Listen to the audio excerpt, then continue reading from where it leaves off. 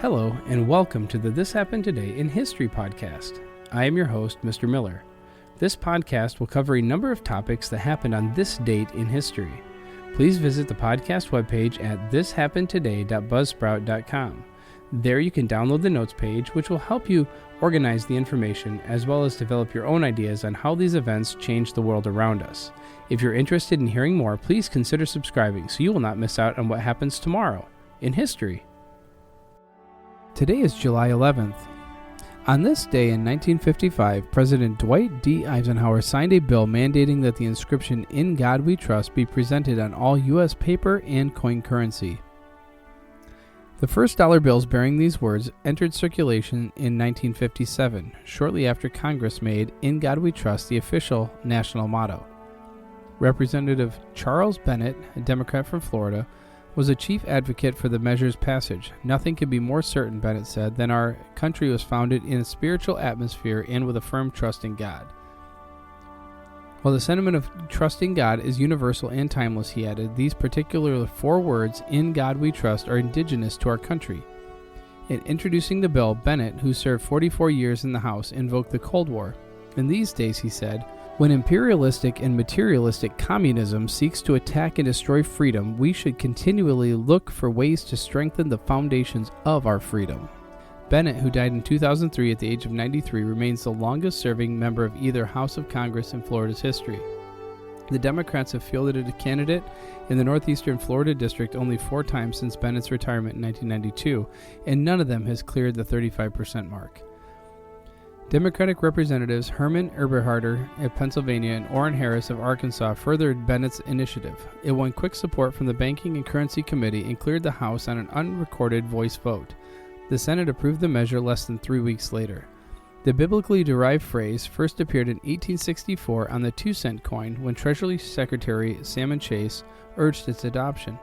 It also appeared soon after the Civil War, if consistently, on nickels, quarters, half dollars, and silver and gold dollars. In 1873, law permitted but did not require the use of the motto. The motto has been in continuous use on the 1-cent coin since 1909 and on the 10-cent coin since 1916. It disappeared from the 5-cent coin in 1883 and did not reappear until production of the Jefferson nickel began in 1938. Since then, all U.S. coins have carried the inscription. The U.S. Supreme Court has consistently held that the nation's institutions presuppose a supreme being, and that government recognition of God on currency and elsewhere does not constitute the establishment of a constitutionally prohibited state-sponsored religion. Aside from the constitutional objections, all of which have been set aside by the courts, President Theodore Roosevelt took issue with using the motto on coinage because he viewed putting God's name on money to be an act of sacrilege. In 2003, by joint poll by U.S.A. Today, CNN and Gallup found that 90% of Americans support the inscription, "In God We Trust," on U.S. coins. And then in 1979, parts of Skylab, America's first space station, came crashing down on Australia and into the Indian Ocean 5 years after the last manned Skylab mission ended. No one was injured. Launched in 1973, Skylab was the world's first successful space station. The first manned Skylab mission came 2 years after the Soviet Union launched Salyut 1, the world's first space station, into orbit around the Earth. However, unlike the ill-fated Salyut, which was plagued with problems, the American space station was a great success, safely housing 3 separate 3-man crews for extended periods of time. Originally, the spent third stage of the Saturn V moon rocket, the cylindrical space station, was 118 feet tall and weighed 77 tons, and carried the most varied assortment of experimental equipment ever assembled in a single spacecraft to that date. The crews of Skylab spent more than 700 hours observing the sun and brought home more than 175,000 solar pictures. They also provided important information about the biological effects of living in space for prolonged periods of time.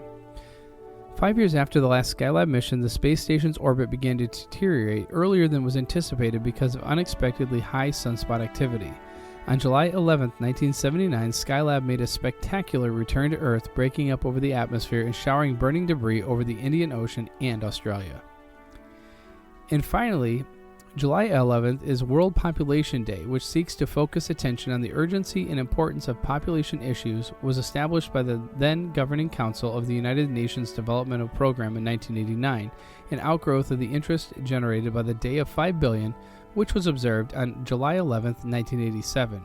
By Resolution 45-216 of December 1990, the United Nations General Assembly decided to continue observing World Population Day to enhance awareness of population issues, including the relations to the environment and development. The day was first marked on July 11, 1990 in more than 90 countries.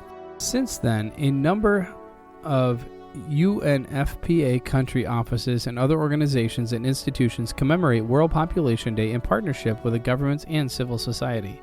The UN Population Division collaborates closely with agencies, funds, and programs and bodies of the United Nations system in the implementation of the Work Program on Population and in the follow-up to the International Conference on Population and Development. United Nations missions, national government offices, UN offices, researchers, media representatives, and the public regularly consult the Population Division regarding population estimates and projections, and information and analysis on population and development issues. At its 38th session, the Statistical Commission requested the United Nations Statistics Division and other international agencies to increase their technical assistance to the national statistical offices in order to strengthen the national capacity for the implementation of the 2010 World Program on Population and Housing Censuses. In addition, the Commission requested countries to begin implementation of the revised principles and recommendations for population and housing censuses. UNFPA works with many partners, both within and outside the United Nations system, including governments, non-governmental organizations, civil society, faith-based organizations, religious leaders, and others to achieve its mission. To better respond to local needs, UNFPA increasingly devotes resources to country-led efforts, placing emphasis on country-focused and country-led implementation to achieve improved results, at the same time addressing mutual accountability and strengthening harmonization and alignment. You have been listening to the This Happened Today in History podcast. I thank you for listening, and I hope that you have enjoyed learning about historical events from the past. Thank you to the following websites for their information regarding today's topics: ThePeopleHistory.com, In God We Trust at Politico.com, Skylab debris lands over Australia at History.com, and 5 billion people on Earth at UN.org.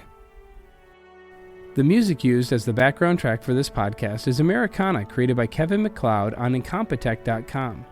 If you enjoyed this information and would like to hear more, please consider subscribing, as this will keep the historical events in your feed in the morning for each day. I hope you have a great day.